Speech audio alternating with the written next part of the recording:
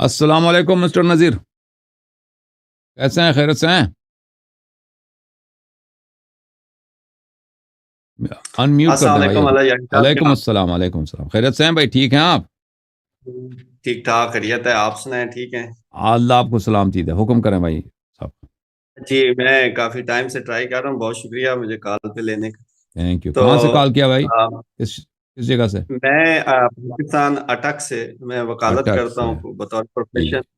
جی سر۔ اور میرا جو کنسرن ہے بیسیکلی جی وہ یہ ہے کہ ہمارا ڈے ٹو ڈے جو کیسز ہوتے ہیں اس میں پلیڈ کرنا مختلف کلائنٹس کو، تو فیملی کیسز میں جو ایشو مین ہمیں سامنے آتا ہے اس میں ایک چیز تو میں آپ سے ڈسکس کرنا چاہوں گا کہ یہ جو فقہ جعفریہ کے حوالے سے کہ خلا کا جو کنسیپٹ ہے وہ بہت سارے علماء یہاں خلا کو ماننے سے انکار کرتے ہیں، جو عدالت خلا ڈگری کرتی ہے کسی بھی خاتون کو۔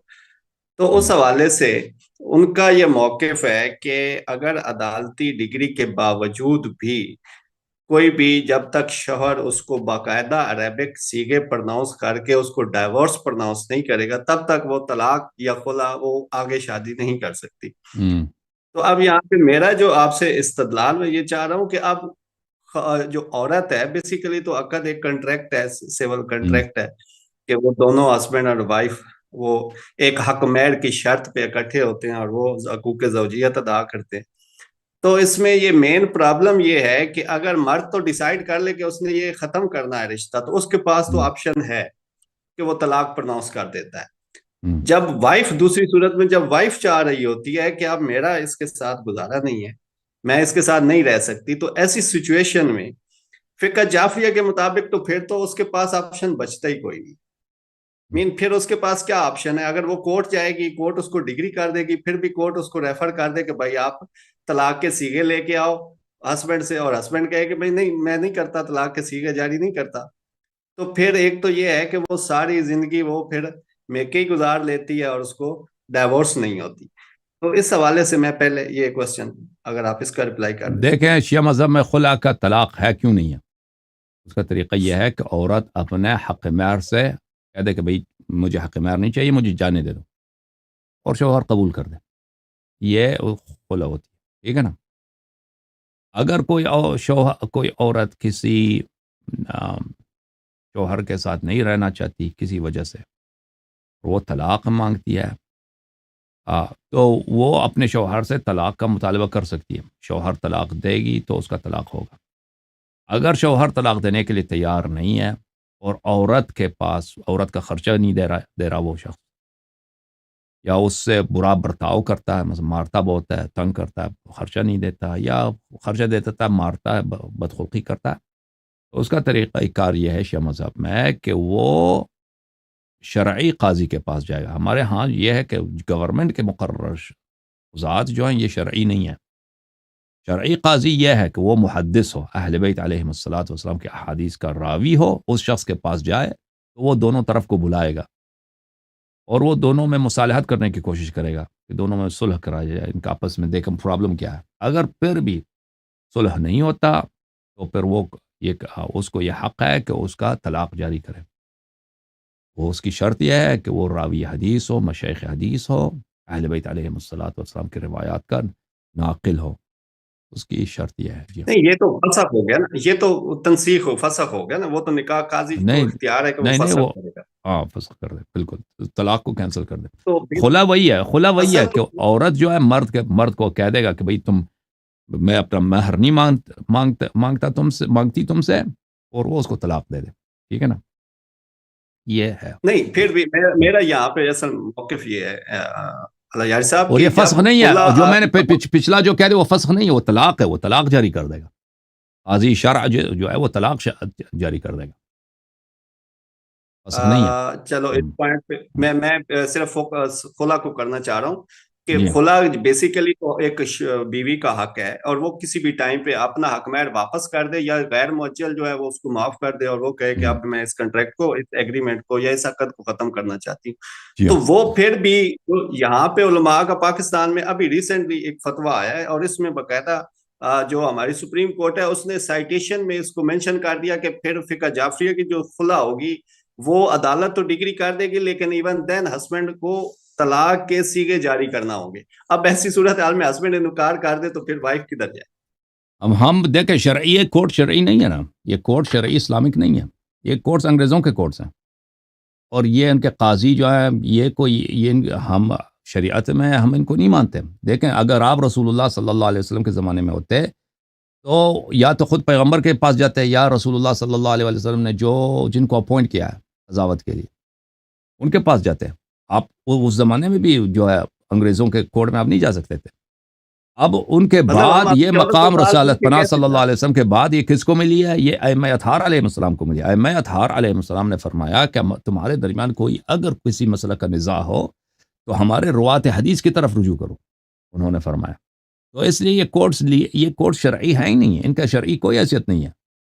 یہ جو بھی کریں شریعت ان کو ریکگنائز نہیں کرتی. ٹھیک ہے نا؟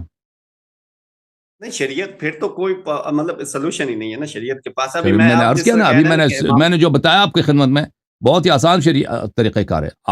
وہ راوی حدیث کے پاس جائیں، شیخ حدیث کے پاس جائیں، وہ ان کے درمیان طلاق جاری کر دے گا. اگر واقع طلاق جاری کر دے گا، وہ کون سا مشکل ہے؟ نہیں جو کورٹس کو دیکھیں نا، ہمارے قانون جو شرعی قانون ہے ویسے کورٹس میں جتنے قوانین ہیں نا وہ فقہ کے مطابق ڈیل کیے جاتے ہیں. جو مسئلہ کہ حنفی ہے، شافعی ہے، مالکی ہے یا فقہ جعفری ہے، ان کو اکارڈنگ ٹو دیئر سیکٹ وہ ان کے مسلک کے مطابق ڈیل کیا جاتا ہے. خلا کا جو حق حنفی مسلک کو ہے وہ ٹھیک ہے کہ کورٹ میں جاتے ہیں اور وہ کہہ دیتے ہیں تو وہ ان کو خلا گرانٹ ہو جاتی ہے. ابھی فقہ جعفری کا یہ مسئلہ ہے کہ وہ جب گرانٹ ہونے کے باوجود بھی شوہر کے پاس جانا ہے کہ اس نے وہ طلاق کے سیگے جاری کرے. تو اب اس میں تو قاضی کا لین دین تو تب آئے گا نا. قاضی کا تو اختیار فسخ کرنے کا ہے، نہ کہ خلا کا. تو خلا کا تو اختیار وائف کا ہے.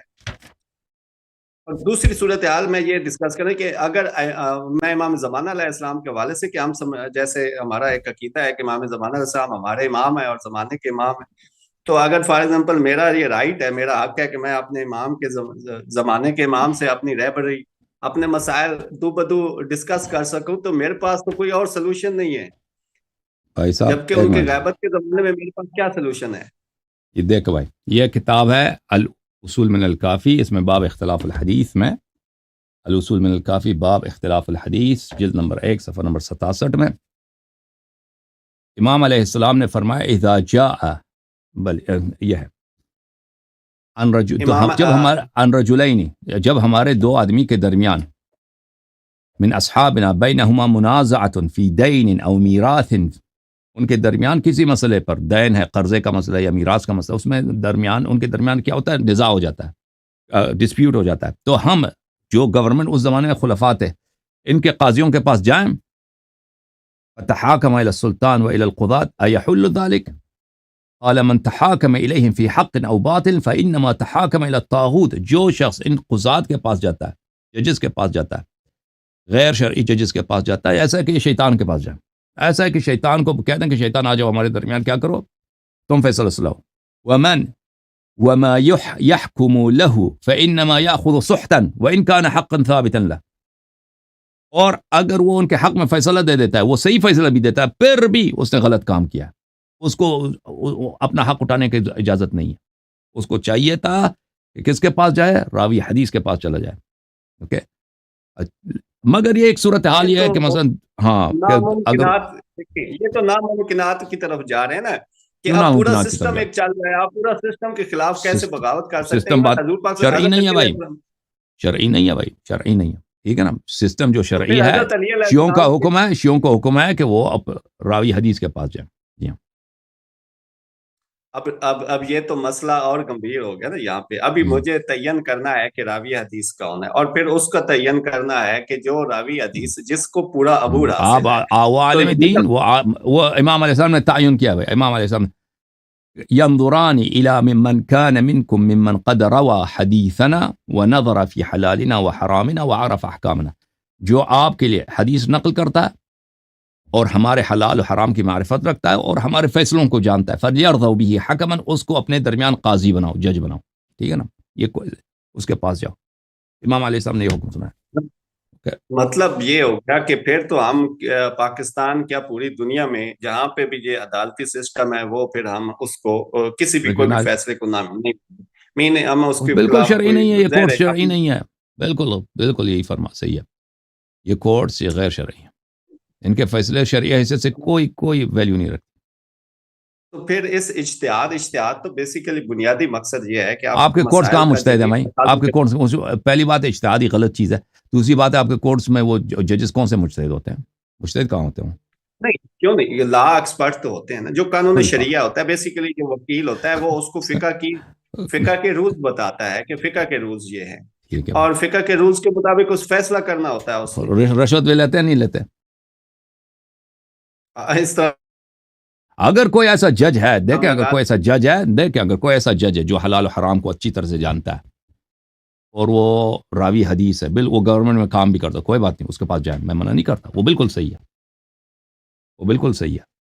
ایک ایسا نہیں, شیعہ راوی حدیث ہے, وہ گورنمنٹ میں کام کرتا ہے, اس کے پاس جائیں, اس سے وہ اگر طلاق جاری کرتا ہے تو وہ طلاق صحیح ہے, ٹھیک ہے نا. اگر ایسا ہے تو ٹھیک ہے, اگر ایسا, لیکن آپ کے ججز جو پاکستان میں ہیں وہ بھائی وہ کہاں, وہ سب کو پتہ ہے, ابھی وہ ذوالفقار علی بھٹو کو 10 ججوں نے پھانسی دیا, ابھی 20-30 سال 40 سال کے بعد خود ججز انہوں نے اعلان کیا کہ وہ پھانسی صحیح نہیں تھا, اس کو خود ہی اعلان کر دیا کہ وہ جو ہے کیا بولا, پاکستان خود سپریم کورٹ نے کہا کہ ذوالفقار علی بھٹو کے ساتھ زیادتی ہوئی ہے.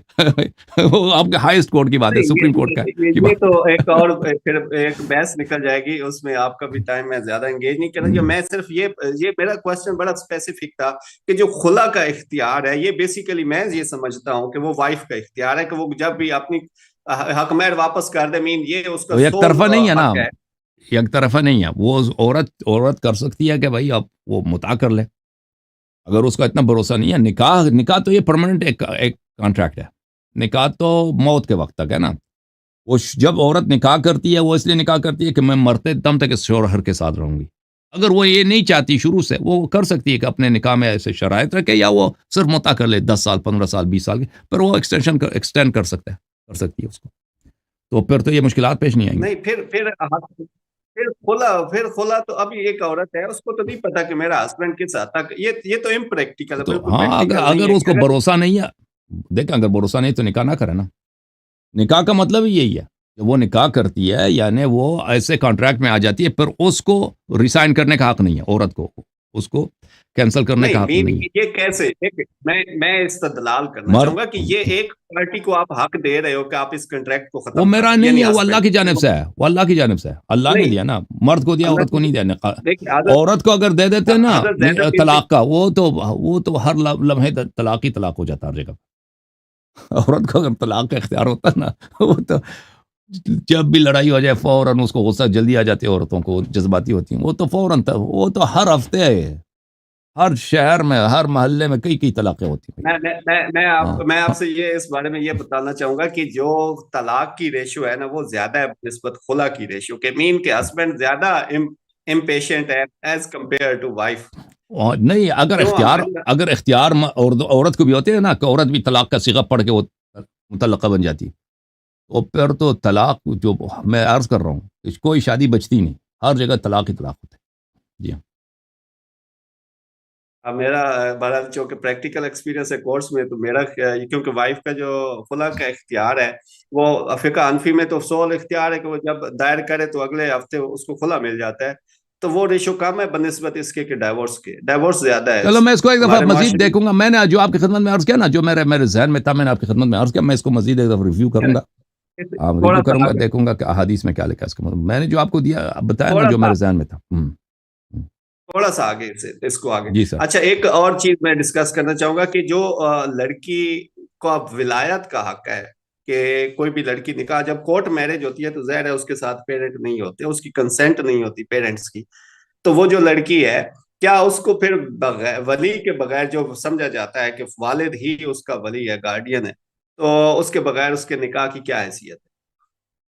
اگر کوئی عورت کی کیا سچویشن ہے, مین کہ ایک لڑکی آتی ہے کورٹ میرج میں, تو ایسا ہوتا ہے کہ وہ without consent of their parent, اپنے والدین کی مرضی کے بغیر وہ آتی ہے اور کورٹ میرج کسی اپنی پسند سے شادی کر دیتی ہے, تو اس میں ولایت یعنی ولی جو اس کا, اگر وہ عورت ایسی ہے نا کہ وہ اپنے فیصلے خود کرتی ہے, اگر لڑکی اگر ایسی حد تک پہنچ چکی ہے کہ اپنے فیصلے خود کر سکتی ہے, جو اس کو رشیدہ کہتے ہیں شرع میں نا, مطلب اپنی کاروبار چلاتی ہے, خرید کرتی ہے, فروخت کرتی ہے, سب اپنا فیصلہ خود کرتی ہے, تو اس کو ماں باپ کی اجازت کی اجازت، ماں کی تو کبھی اجازت نہیں ہوتی، باپ یعنی جو اس کا ولی ہے یا دادا کی، اس کی اجازت نہیں ہے اور اجازت کی ضرورت نہیں ہے. ہاں یعنی مین آپ کے لیکن کہنے کا ہے کہ اگر وہ فائنینشلی انڈیپینڈنٹ ہے تو وہ پھر اس کو اپنا فائنینشلی اختیار. نہیں، فائنینشلی کی ضرورت بھی نہیں ہے. مثلا اس حد تک پہنچ چکی ہے وہ اپنی زندگی خود چلاتی ہے نا، اپنا کام سب کچھ فیصلے خود کرتی ہے. تو اس کو ضرورت نہیں ہے. لیکن اگر وہ ڈیپینڈ کرتی ہے سارے امور پر ماں باپ اس کے فیصلے کرتے ہیں، انہی کے فیصلے سے مثلا وہ اگر کالج جانے دیں گے تو یہ کالج جائے گی، یعنی وہ اس کے کیا کریں کیا نہ کریں اس کا فیصلہ باپ کرتا ہے.